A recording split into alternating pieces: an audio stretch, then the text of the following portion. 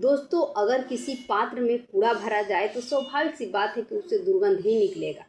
ठीक उसी तरह से अगर अपने मन में हम अपने आस-पास से कमियों को बटोर कर भरेंगे, गलत विचारों को डालेंगे, तो एक ना एक दिन उसका परिपाक होगा और हमारा जीवन दुख, दर्द, तनाव, डिप्रेशन से भरेगा ही भरेगा।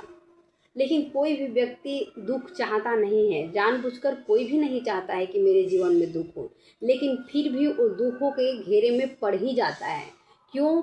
क्योंकि अज्ञानवश हमने परिस्थिति से वो चीज़ इकट्ठा कर ली है अपने संस्कार के रूप में अपने मन में, जो हमें नहीं चाहिए थी।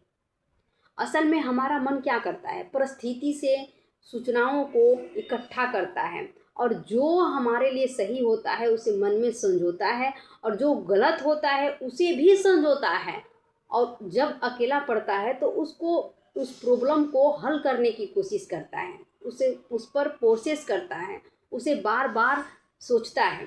तो परिस्थिति की में जब घटनाएं घटित होती है, हम उस गलत परिस्थितियों के बारे में जब बार बार सोचने लगते हैं, तो बार बार सोचने की वजह से वो हमारे अवचेतन मन में चला जाता है और जब अवचेतन मन में चला जाता है तो उस पर से हमारा पूरी तरह से कंट्रोल ख़त्म हो जाता है। फिर वही विचार, वही भावनाएं हमें खुद अपने कंट्रोल में ले लेती है और हम तनाव, डिप्रेशन के शिकार हो जाते हैं।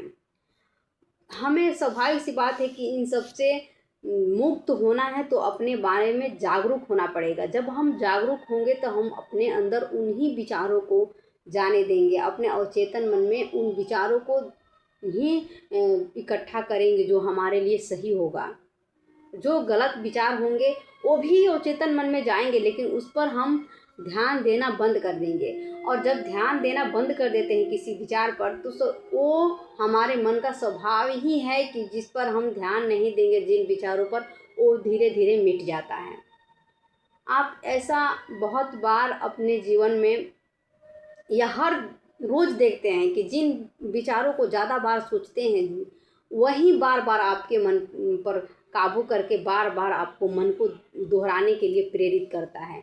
और ऐसे बहुत सी बातें होती हैं जो जिन्हें हम ध्यान नहीं देते हैं तो उन्हें भूल जाते हैं, और जो हमें दर्द देती है उसे भुलाने की भी कोशिश करते हैं, फिर भी नहीं भूल पाते हैं। क्यों? क्योंकि हमारा तंत्रिका तंत्र, हमारा अवचेतन मन ने उन विचारों को पकड़ रखा है। अब वो हम पर कंट्रोल जमाए हुए हैं।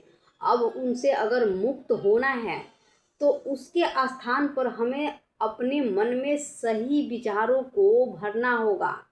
उसे मिटाने के लिए उस पर से अपना ध्यान हटाना होगा, और ये तभी हटेगा जब हम किसी भगवान की छवि पर या अपने गुरु पर ध्यान लगाते हैं, मेडिटेशन करते हैं, तो ये विचार धीरे धीरे इस पर से हमारा ध्यान हटने लगता है। परिस्थितियाँ वो जो गलत है हमारे मन में बस चुकी है वो मिटने लगता है। धीरे धीरे उस पर से हमारा ध्यान टूट जाता है और वो मिट जाता है।